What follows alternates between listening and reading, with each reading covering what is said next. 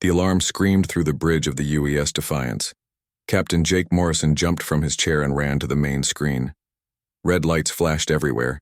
His crew moved fast, checking their computers and systems. "What do we have?" Morrison asked his second-in-command, Lisa Burke.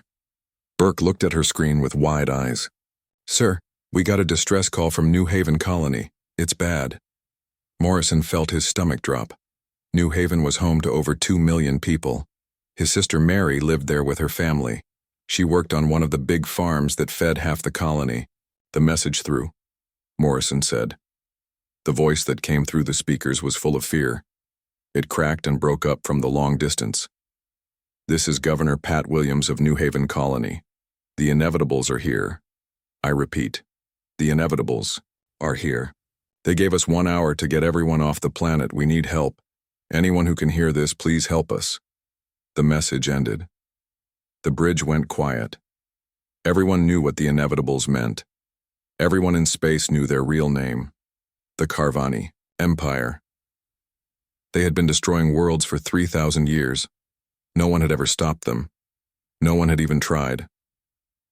Morrison looked around his bridge. His crew of 847 people were all staring at him. They knew what he was thinking. The Defiance was just one ship. The Carvani had fleets that could turn whole planets into dust. "Sir," said Pete Collins, the chief engineer. He was a big man with oil on his hands and worry in his voice. "The Carvani don't fight. They just kill everything.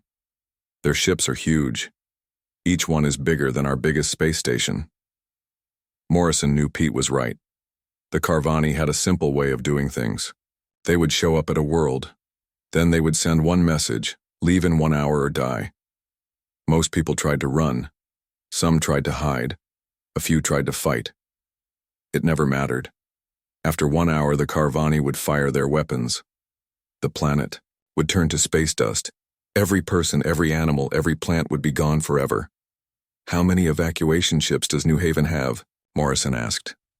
Amy Carter, his navigator, checked her computer. 20 big ships, maybe 40 smaller ones. At best, they can save 200,000 people. Morrison did the math in his head. 200,000 out of 2 million. That meant 1,800,000 people would die, including his sister and her kids. "Sir," Burke said quietly, "we're 3 hours away at full speed. Even if we left right now, we couldn't get there in time to help with the evacuation." Morrison stared at the main screen. It showed the location of New Haven, a small blue dot in the darkness of space. 3 hours away, too far to help save people, but maybe not too far to do something else. "Collins," Morrison said, "how are our weapons?" The engineer looked confused. "Sir, our weapons are fine, but against the Carvani—" He didn't finish the sentence. Everyone knew how that sentence ended. Morrison walked to the center of the bridge. He looked at each of his crew members. These were good people. They had families, back on Earth. They had futures to think about. He was about to ask them to throw all of that away.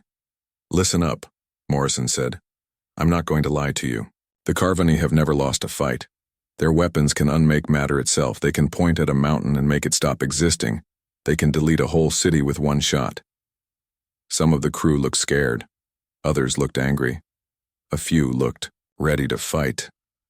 "But," Morrison continued, "they've never fought humans before. Every other species that faced them tried to match their technology. Everyone tried to build bigger guns or stronger shields. Everyone failed." Burke stepped forward. "What are you thinking, Captain?" Morrison smiled, but it wasn't a happy smile. "I'm thinking we don't try to beat them at their own game. I'm thinking we change the rules." He turned to Collins. "Pete, remember that experimental equipment we picked up from the research station? The probability cascade generators?" Collins nodded slowly. "The quantum uncertainty devices? Sir, those are still being tested. We don't even know if they work right." "But they might work wrong in exactly the right way," Morrison said. "The Carvani weapons work by changing reality. They make things stop existing. But what if their target isn't really there to begin with?" The bridge crew looked at each other. Some of them started to understand what Morrison was thinking. Amy Carter spoke up. "Captain, Are you saying we use quantum uncertainty to make ourselves hard to target? That's exactly what I'm saying, Morrison replied. The Carvani expect their enemies to exist in one place at one time. But what if we exist in multiple places at multiple times? What if we're simultaneously there and not there? Burke checked her computer. Sir, even if that works, we're still just one ship. They usually travel in groups of 3 or more. Morrison nodded. True. But we're not trying to destroy them. We're trying to buy time. Every minute we keep them busy is another few thousand people that get evacuated. He walked over to the ship's communication system. All hands, this is the captain. I need everyone to listen carefully. We just received word that the Carvani Empire is attacking New Haven Colony. 2 million innocent people are about to die.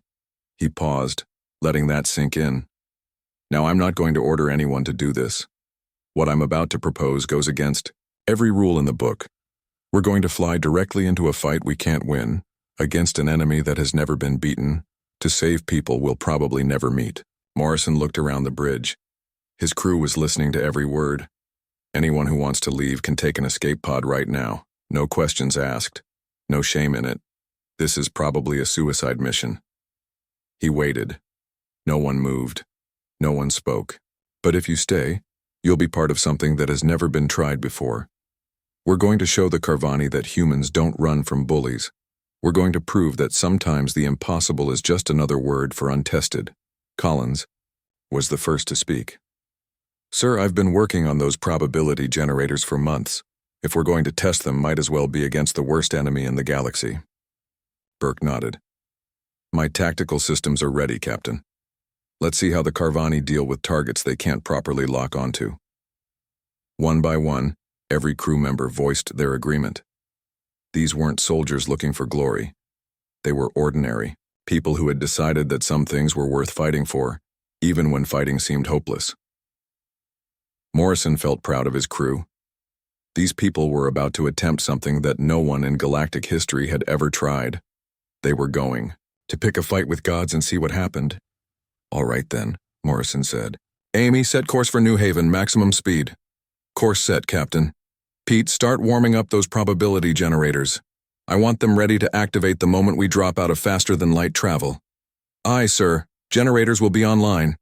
In 2 hours. Morrison sat back down in his captain's chair.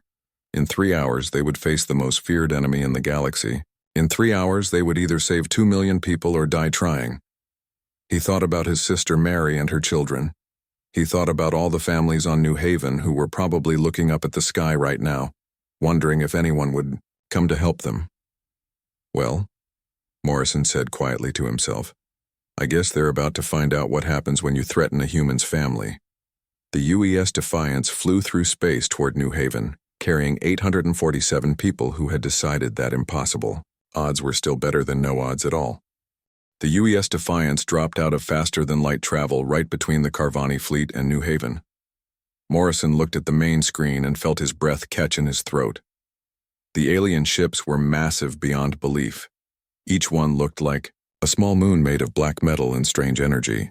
They moved through space like giant sharks hunting prey. Sir, Burke said from her station, I count 3 Carvani dreadnoughts. Each one is about 50 kilometers long.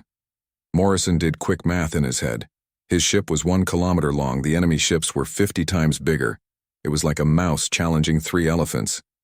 Pete, are the probability generators ready? Morrison asked. Collins looked up from his engineering station. Sweat covered his face. As ready as they'll ever be, Captain. But sir, we've never tested these things in real combat. They might not work at all. Or they might work too well, Morrison said. Only one way to find out. He opened communication channels to broadcast to the Carvani ships. This is Captain Jake Morrison of the United Earth Systems Navy. You will stop your attack on New Haven immediately. The response came fast. The voice was cold and mechanical, like a machine trying to sound alive. Small vessel, your species? Designation is unknown to us. You possess no technology capable of harming our vessels. Withdraw, or be deleted from existence. Morrison looked at his crew. They were all watching him, waiting for his next move. He thought about his sister Mary down on New Haven. He thought about her kids playing in their backyard. He thought about 2 million people who were counting on evacuation ships to save them. Negative, Morrison said into the communicator. This world is under human protection. You want it? You'll have to go through us. What happened next was something the Carvani had never experienced in 3,000 years of conquest. They fired their reality-warping weapons at the human ship.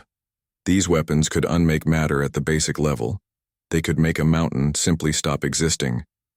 They had destroyed countless planets with these weapons, but the weapons didn't work. The Carvani targeted the Defiance and fired. Their computers said the shot was perfect. Their sensors said the human ship should have been deleted from reality. Instead, nothing happened.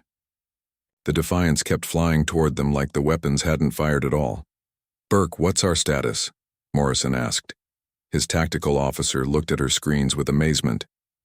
"Sir, they're trying to target us, but something is wrong with their weapons. It's like their computers can't figure out where we are." Morrison smiled. The probability generators were working. The Defiance existed in multiple states at the same time. To the Carvani sensors, the human ship was there and not there. It was real and not real. Their reality-based weapons couldn't lock onto a target that might not exist. "Collins, how are the generators holding up?" Morrison asked. "So far, so good, Captain. But this is putting a lot of stress on our power systems. We can't keep this up forever." Morrison nodded. He hadn't expected to keep it up forever. He just needed to keep it up long enough. "All weapons, fire at will," Morrison ordered. The Defiance opened up with everything it had. Plasma cannons shot bright blue energy at the nearest Carvani ship. Kinetic kill vehicles launched at incredible speed, designed to punch holes through the strongest armor. Fusion torpedoes streaked across space like tiny suns. The Carvani shields were designed to stop exotic energy weapons and reality warping attacks. They had no defense against simple, brutal force. The plasma cannons burned through their outer hull. The kinetic weapons punched deep holes in their armor. The fusion torpedoes exploded against their hull like giant firecrackers. For the first time in 3,000 years, a Carvani ship took damage in combat. "Impossible," came the alien broadcast. "Your technology level suggests you should be incapable of harming our vessels." Morrison keyed the communicator again. "You made one mistake. You assumed we'd fight you the same way everyone else does." The Carvani ships began to change their tactics. If their reality weapons wouldn't work, they would use conventional energy weapons. Beams of pure energy lanced out from the alien dreadnoughts. The space around the Defiance lit up with deadly light. "Shields at 60%, Burke reported as the ship shook under the attack. "They're adapting to our tactics." Morrison had expected this. The Carvani hadn't conquered the galaxy by being stupid. They learned fast and adapted faster. But humans had one advantage the aliens didn't expect. "Amy, execute evasive pattern Chaos 7, Morrison ordered. Navigator Amy Carter smiled as she input the commands. Evasive pattern Chaos 7 wasn't really a pattern at all. It was completely random movement based on quantum uncertainty. The ship would go left, right, up, down, forward, and backward with no plan at all. No computer could predict where they would be next because even the humans didn't know where they would be next. The Carvani fired at where the Defiance was, but the ship had already moved somewhere else. They fired at where the ship was going, but it had changed direction. They tried to fire at where their computers said the ship would be, but the probability generators made that impossible to calculate. Meanwhile, the evacuation of New Haven continued. Morrison could see the transport ships on his long-range sensors. They were loading people as fast as they could. Captain Sophie Williams of the transport ship Sanctuary was doing amazing work. Her ship alone had saved 50,000 people. "Captain," Burke said, "I'm getting reports from the evacuation fleet. They've managed to save 800,000 people so far. That's 4 times what they thought possible." Morrison felt a surge of hope. Every minute they kept the Carvani busy was thousands more lives saved, but his ship was taking a beating. The shields were down to 30%. The probability generators were overheating. They couldn't keep this up much longer. "Sir," Collins called from engineering, I'm seeing something strange about the enemy ships. They're not actually three separate vessels. Morrison looked at the tactical display. What do you mean? Look at the energy readings, Collins said, pointing to his screen. There are power conduits connecting all three ships. They're actually one giant ship that's spread out across space. Burke studied her sensors. He's right, Captain. Those aren't three dreadnoughts. It's one massive vessel that's been split into three parts. Morrison stared at the display. This changed everything. If the three ships were actually one ship, then the energy conduits connecting them were a weakness. But getting to those conduits would mean flying directly between the enemy vessels. Collins, can we disrupt those connections? Morrison asked. The engineer ran quick calculations on his computer. Maybe, sir, but we'd have to get right in the middle of their formation. And Captain, if those conduits are carrying the kind of power I think they are, disrupting them might cause a catastrophic failure. Morrison looked at the timer on his screen. The evacuation was up to 1 million people, but they needed more time. The Carvani were learning to counter the probability. Manipulation. Soon their weapons would start working again. Sir, Amy called from her navigation station, the evacuation ships are requesting another 30 minutes. They think they can save another 400,000 people. Morrison made his decision. Do it, Collins. Target those energy conduits. Sir, if we fly between those ships, we'll be taking fire from all three directions, Burke warned. Then we better make this count, Morrison said. Amy, plot a course directly through the center of their formation, full speed. The Defiance turned toward the enemy fleet. The ship accelerated toward the gap between the three massive alien vessels. Energy beams lit up space around them. The ship shook and rolled as enemy fire struck their shields. Shields, at 15%, Burke reported. Hold together, old girl, Morrison whispered to his ship. They flew between the Carvani vessels like a tiny fish swimming between three whales. The alien ships were so big that flying between them was like flying through a canyon made of metal and energy. There, Collins said, pointing at his screen. I can see the energy conduits. They're like bridges made of pure power connecting the ships. Morrison looked at the display. The conduits were beautiful and terrifying at the same time. They carried enough energy to power a small star. If they were disrupted, the feedback could tear the entire Carvani vessel apart. All weapons target those conduits, Morrison ordered. The Defiance fired everything it had left. Plasma cannons, kinetic weapons, and fusion torpedoes all struck the energy bridges at the same time. For a moment, nothing happened. Then the conduits began to flicker and spark. The effect was immediate and devastating. The Carvani ship began to tear itself apart. Its own power systems turned against it. Reality warping fields collapsed and created distortions in space and time. The three sections of the ship started to pull apart like a building collapsing in slow motion. But as their ship died, the Carvani sent one final message. The voice was different now, no longer mechanical. It sounded almost respectful. Impressive. Humans. We have not been defeated in 3 millennia. Your species designation has been updated. You are no longer classified as primitive. Expect contact from the hegemony within 1 of your years. The massive alien ship collapsed into a ball of twisted metal and energy. Then it exploded in a flash of light that could be seen from New Haven's surface. Morrison looked at his crew. They had done the 3 months after the Battle of New Haven, Captain Jake Morrison sat in a big meeting room deep inside the Pentagon on Earth. The room was full of the most important military leaders from every major country. Admiral Charles Knox sat at the head of the table, his face serious and tired. Morrison looked around the room. These people had been in meetings for weeks, trying to understand what had happened when the Defiance fought the Carvani. More importantly, they were trying to figure out what would happen next. Captain Morrison, Admiral Knox began, your actions at New Haven saved 2 million lives, but they also created a problem bigger than anything we've ever faced.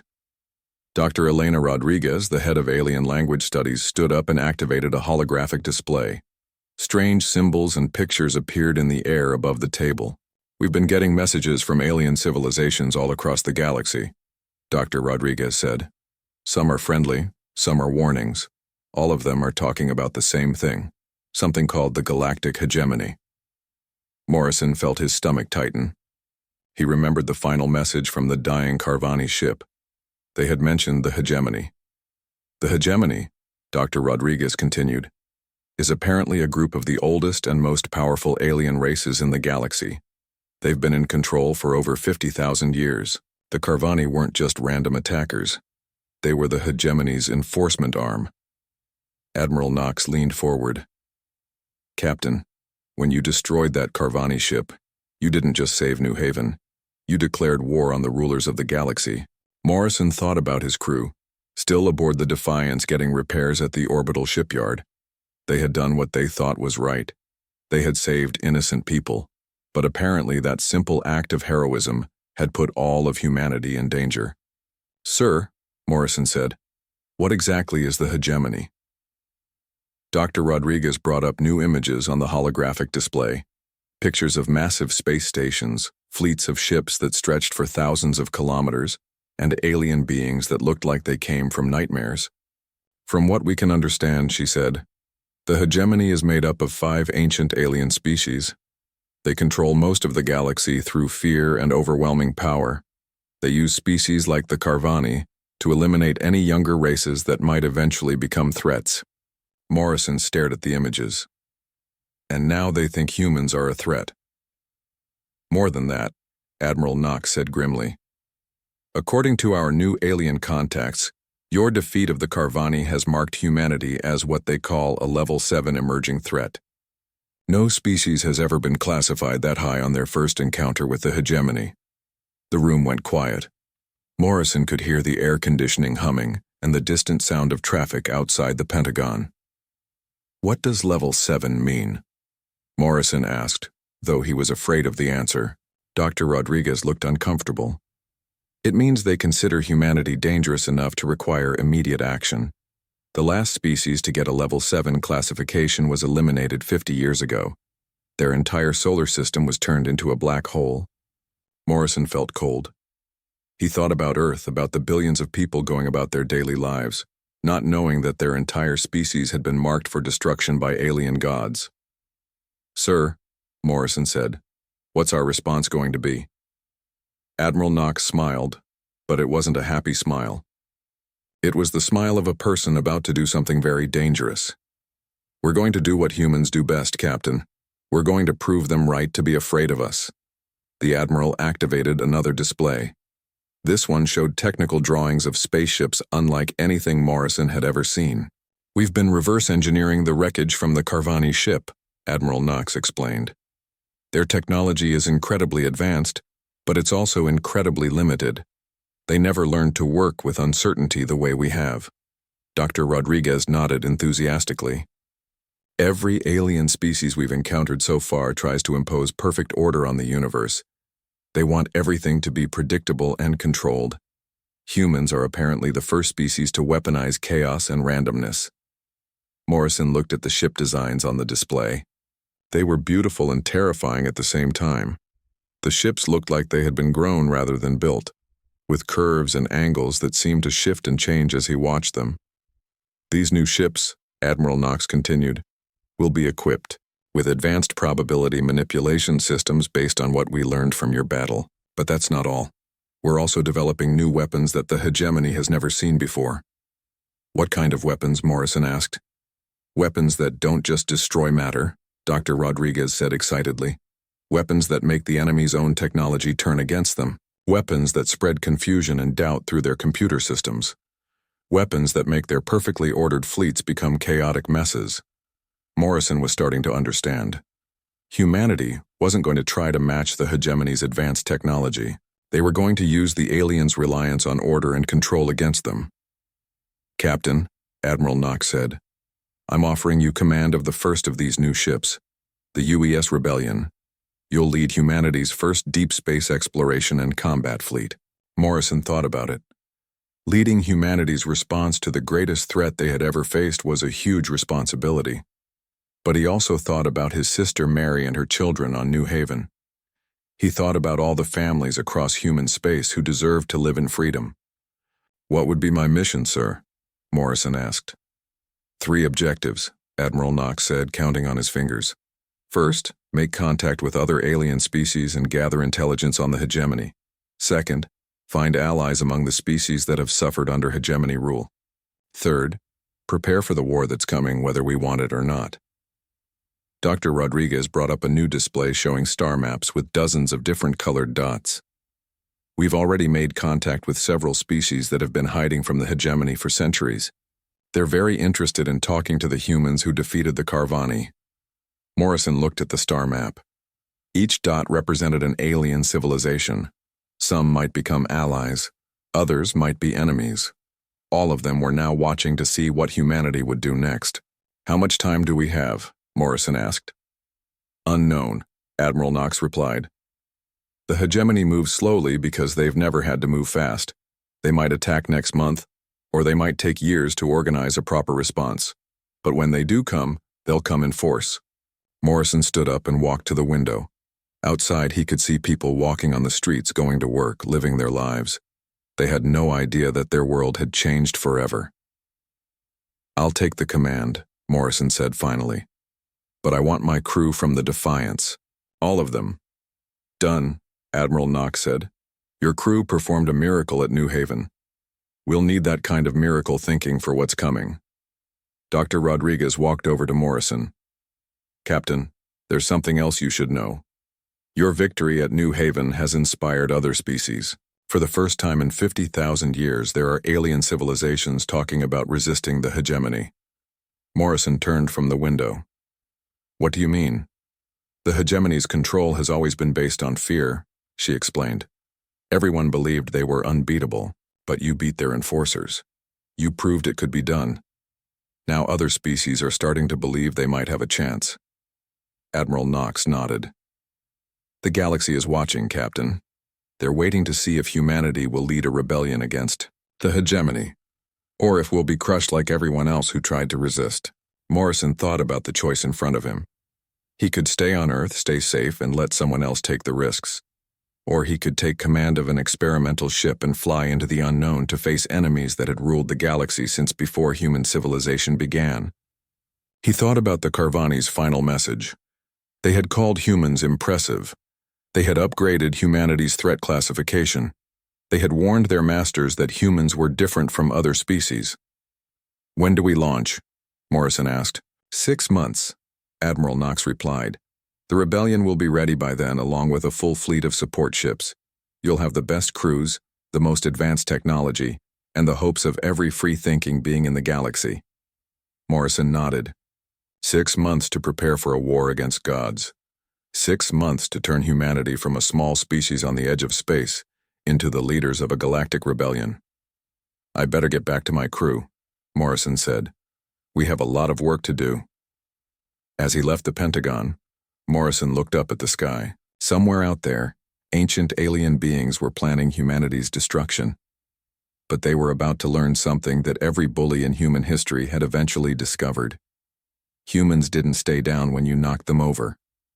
They got back, up, learned from their mistakes, and came back stronger than before. The hegemony had ruled the galaxy for 50,000 years, but their time was coming to an end and they didn't even know it yet. 1 year after the Battle of New Haven, Captain Jake Morrison stood on the bridge of the UES rebellion. The ship was unlike anything humanity had ever built before. It was a work of art created by many different alien species working together. The EU bridge had a strange beauty to it. Human probability manipulation technology mixed with Ziridian shield harmonics that made the air shimmer with soft colors. Altarian quantum computers hummed quietly in the walls, processing information faster than any human computer could dream of. The hull of the ship was made from Valian organic materials that could heal themselves when damaged. Morrison looked out at the fleet around him. 847 ships from 23 different species floated in space nearby. The number was not random. Morrison had insisted on having exactly 847 ships to match the crew size of his old ship, the Defiance. He wanted to remember what a small group of determined people could accomplish. Each ship in the fleet was different. The Ziridian vessels looked like giant crystals that bent light around them. The Altarian ships were perfect spheres covered in mathematical patterns. The Valian craft looked more like living creatures than machines, with hulls that pulsed, like heartbeats. "Captain," said Lisa Burke, now his second-in-command aboard the Rebellion, "we're receiving intelligence reports from our scout ships. The hegemony fortress world called Nexus Prime is 3 days away." Morrison nodded. Nexus Prime was their target. According to alien allies, it was a massive command center that coordinated hegemony attacks on rebel systems. If they could destroy it, they would strike a major blow against the enemy. "What's the defensive situation?" Morrison asked. Burke brought up a holographic display showing the fortress world. It was terrifying to look at. The planet itself had been turned into a weapon. Its surface was covered with massive guns that could destroy ships from millions of kilometers away. Space stations the size of moons orbited around it. 37 hegemony dreadnoughts protecting the system, Burke reported. Each one is larger than the Carvani ships we fought at New Haven, plus defense platforms, automated weapon systems, and reality anchoring devices. Morrison studied the display. The reality anchoring devices were particularly troubling. They were designed to prevent exactly the kind of probability manipulation that humans specialized in. The hegemony had learned from their defeat at New Haven. "Ben," Morrison called to his communications officer, Ben Parker. "Any word from our infiltration teams?" Parker nodded. "Yes, sir. Agent Kelly Martinez reports that she successfully placed quantum scramblers near 3 of the reality anchors. Agent Rick Thompson's team has disrupted their early warning systems. We should have the element of surprise." Morrison felt proud of his infiltration teams. These were ordinary humans who had volunteered for the most dangerous missions imaginable. They had spent months sneaking onto hegemony worlds, pretending to be traitors or refugees, all while placing devices that would help in the coming battle. "Sir," Burke said, "we're receiving a transmission from the fortress. It's addressed to you personally." Morrison wasn't surprised. The hegemony knew who he was. They had been studying him since New Haven. "Put it through," Morrison said. The voice that came through the speakers was different from the mechanical Carvani voices. This one was old and sophisticated, carrying the weight of thousands of years. "Captain Morrison of the humans," the voice said. "I am Hierarch Arc Vexnato of the Hegemony Council. Your species has caused considerable disruption to galactic order." Morrison smiled. "That's the idea." "You misunderstand the nature of your situation," the alien continued. "The Carvani you defeated were merely a minor enforcement unit. We possess fleets that could sterilize every world your alliance holds in a matter of days." Morrison looked around his bridge. His crew was listening to every word. These people had left their homes and families to fight for freedom. They deserved to hear the truth. "However," Vexnato continued, "we are not unreasonable. Surrender now, submit to hegemony oversight, and your species will be granted protected status. Continue this rebellion, and we will demonstrate why we have maintained order in this galaxy for 50 millennia. Morrison keyed the communicator. "Counteroffer. You pack up your authoritarian empire and find a new galaxy to terrorize, because this one's under new management."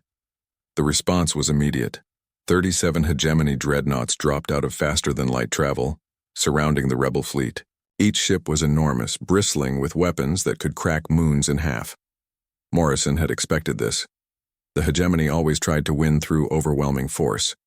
They would show up with more ships than the enemy could possibly handle, demand, surrender, and then destroy anyone who refused. But Morrison had learned something important from his first encounter with galactic powers. They always expected their enemies to fight on their terms. "All ships," Morrison broadcast to the rebel fleet, "execute Protocol Chaos."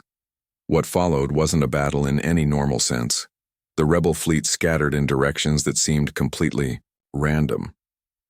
Each ship followed flight patterns based on probability mathematics that made targeting impossible. The Zeridian ships used their phase shifters to move through solid matter, passing right through enemy vessels like ghosts. The Altarian quantum computers predicted enemy movements and always put their ships somewhere else. The Valian organic hulls absorbed energy weapons and converted the power to fuel their own systems. But the most devastating weapon was the human-designed quantum scramblers.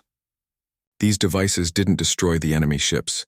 Instead, they disrupted the hegemony's communications and computer systems. Orders became scrambled. Targeting systems locked onto their own ships.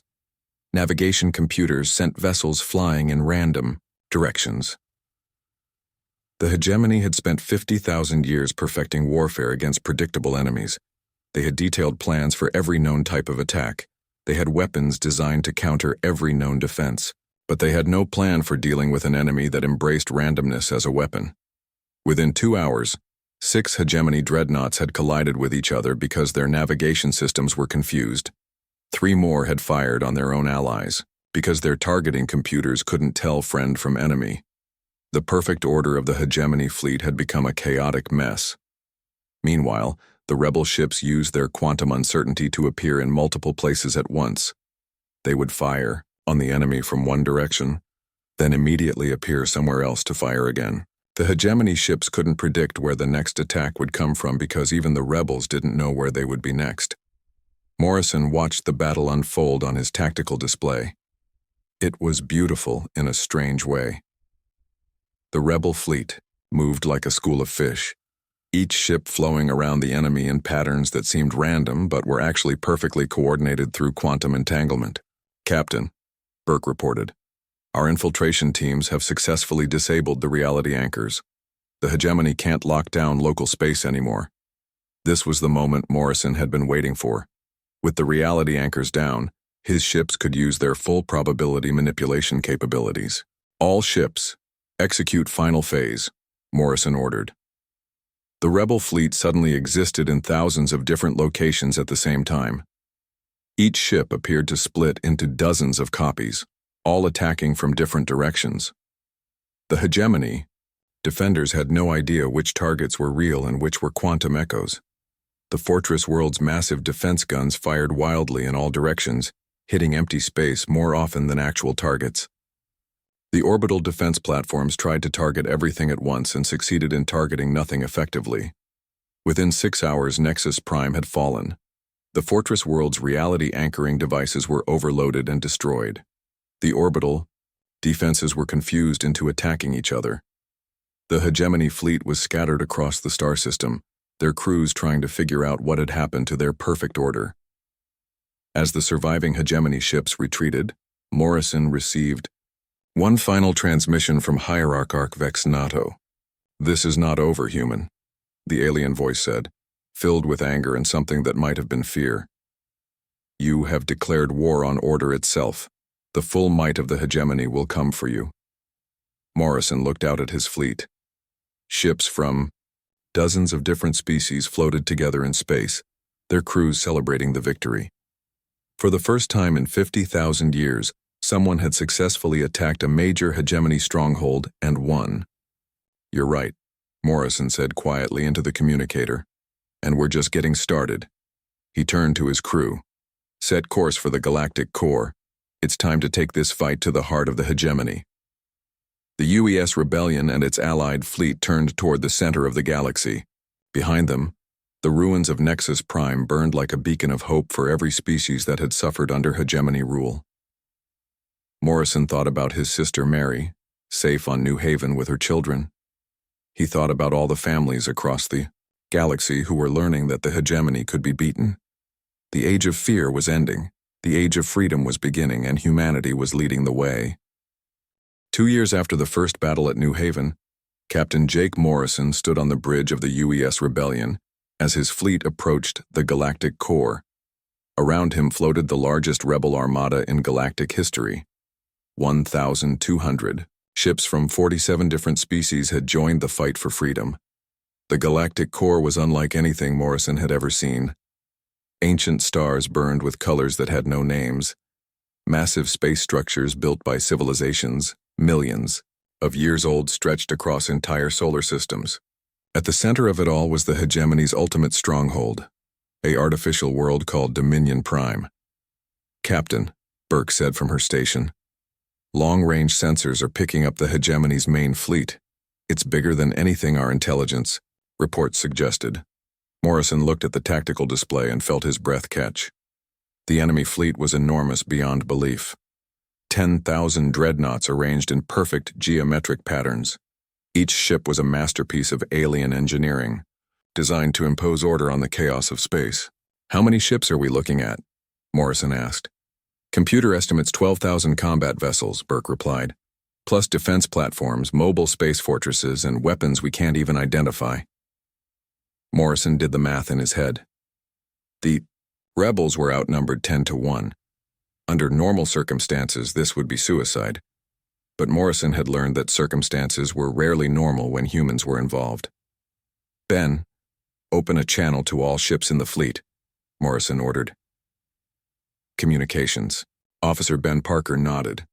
"Channel open, sir." Morrison took a deep breath. These weren't just human crews listening to him now. Aliens from dozens of worlds had put their trust in a human captain. They had left their homes and families to follow him into this final battle. "All ships, this is Morrison," he began. 2 years ago, one human ship stood against the inevitables and won. Today, we stand against the heart of the hegemony itself. They have more ships than us. They have better weapons than us. They have ruled this galaxy for 50,000 years. He paused, looking around at his bridge crew. These people had been with him since the beginning. They had faced impossible odds before and won. But they have one weakness they don't even know about, Morrison continued. They believe in perfection. They think order always beats chaos. They're about to learn that sometimes the best plan is to have no plan at all. The rebel fleet began to move, but unlike the hegemony's perfect formations, the rebels scattered in every direction. Zeridian crystal ships used their phase technology to become partially invisible. Altarian sphere ships split into smaller units that moved independently. Valian organic vessels changed shape as they flew, becoming impossible to target accurately. The human ships at the center of the formation activated their probability cascade generators. Reality around them became uncertain. They existed and didn't exist at the same time. They were there and somewhere else simultaneously. Morrison watched as the hegemony fleet responded exactly as he had expected. They moved into their traditional attack formation, massive walls of ships advancing in perfect order. It was beautiful and terrifying at the same time. "Sir," Burke reported, "we're receiving a transmission from Dominion Prime. It's coming from the Hegemony Supreme Council." "Put it through," Morrison said. 5 voices spoke at once, creating an eerie harmony. These were the leaders of the 5 ancient species that ruled the galaxy. They had been in power for longer than human civilization had existed. "Captain Morrison," the voices said together, "you have come far from your small victory over our enforcement fleet. We acknowledge your tactical abilities. But this ends now. Surrender your fleet, and we will grant your species a quick death. Continue this futile resistance, and we will make your extinction last for generations." Morrison smiled. The hegemony leaders still didn't understand what they were facing. "Counter-offer," Morrison replied. "You surrender to us and we'll let you keep ruling one small solar system somewhere on the edge of the galaxy. Keep fighting and we'll show you what happens when chaos meets order." The response was immediate. The entire hegemony fleet opened fire at once.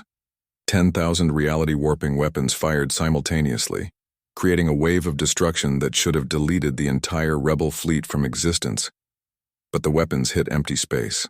The rebel ships had scattered using quantum uncertainty, existing in multiple locations at once. The perfect targeting systems of the hegemony couldn't lock onto targets that weren't entirely real. Morrison had spent 2 years preparing for this moment. Every battle, every victory, every lesson learned had led to this final confrontation. The rebels didn't just have better tactics now, they had better technology. "All ships, execute Operation Pandora," Morrison ordered. What happened next had never been attempted before in galactic history. Every ship in the rebel fleet activated devices called chaos generators. These machines didn't just create quantum uncertainty, they spread it like a virus through space itself. The perfect order of the hegemony fleet began to collapse. Their formation dissolved as ships found themselves moving in random directions. Communication systems scrambled as quantum uncertainty infected their computer networks. Weapons fired at empty space as targeting computers became confused about what was real.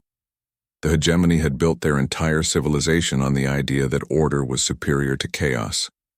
Their technology, their society, their military, everything, was designed around perfect control and predictability. They had no defense against an enemy that weaponized randomness itself. "Captain?" Burke called out excitedly. "It's working. Their fleet is breaking apart." Morrison watched as the most powerful military force in galactic history tore itself apart. Ships collided with their own allies. Weapons fired on friendly targets. The beautiful geometric formations became a swirling mess of confused vessels. But the rebels weren't finished. While the hegemony fleet struggled with chaos, the rebel ships appeared throughout their formation like ghosts. Zeridian phase ships materialized inside enemy hulls and fired from within. Altarian quantum vessels existed in multiple dimensions, simultaneously, attacking from directions that didn't make sense. Valian organic ships absorbed enemy fire and converted it into power for their own weapons. The human ships were the most devastating of all. They used their probability manipulation to exist everywhere and nowhere at once. They would appear next to an enemy vessel, fire everything they had, then disappear before the enemy could respond. "Sir," Ben Parker reported, "we're receiving surrender signals from over 3,000 hegemony ships. Their crews are abandoning their posts." Morrison wasn't surprised. The hegemony had never faced true chaos before. Their crews had been trained for 50,000 years to operate in perfect order. When that order collapsed, they had no idea what to do. But the battle wasn't over. The 5 Supreme Council members on Dominion Prime activated their ultimate weapon, a device that could control reality itself across an entire star system. It was designed to impose absolute order on everything within its range. "All ships, emergency scatter," Morrison ordered as he felt the weapon charging up. The device fired, sending a wave of pure order across space. Where it touched, chaos became calm. Quantum uncertainty collapsed into fixed reality. The rebel ships suddenly found themselves locked into single positions, unable to use their probability manipulation. Morrison felt his ship shudder as the cascade generators overloaded. Around him, the rebel fleet was being forced back into normal spacetime. The hegemony's ultimate weapon was working, but Morrison had one last card to play. During the past 2 years, human scientists had been working on a theoretical weapon of their own. They called it the entropy bomb. "Collins," Morrison called to his chief engineer over the ship's communication system, "activate the entropy device." "Sir, we've never tested it at full power," Collins replied. "It might tear apart local spacetime." "Do it anyway," Morrison ordered. The entropy bomb didn't explode in any normal sense. Instead, it released pure chaos into the fabric of reality itself. The hegemony's order weapon tried to impose control, but chaos fought back. Where the two forces met, space itself began to twist and change. The effect spread outward from the bomb like ripples in a pond. Dominion Prime's perfect geometric structures began to shift and change. The hegemony's reality control device overloaded as it tried to process infinite chaos. One by one, the ancient machines that had maintained order for 50 millennia began to fail. On Dominion Prime, the 5 Supreme Council members felt their perfect world crumbling around them. For the first time in 50,000 years, they experienced true uncertainty. "Impossible," they broadcast together. "Order must prevail. Order has always prevailed." "Not anymore," Morrison replied. "This galaxy belongs to everyone now, not just to you." The hegemony's ultimate weapon exploded as chaos overloaded its systems. The blast was visible from halfway across the galaxy, the end of 50,000 years of tyrannical rule. As the light faded, Morrison looked out at the ruins of Dominion Prime. The artificial world was breaking apart, its perfect structures, becoming something new and unpredictable. The hegemony fleet was scattered across the star system, their crews finally free to make their own choices. "All ships, this is Morrison," he broadcast to both rebel and hegemony vessels. "The war is over. Any ship that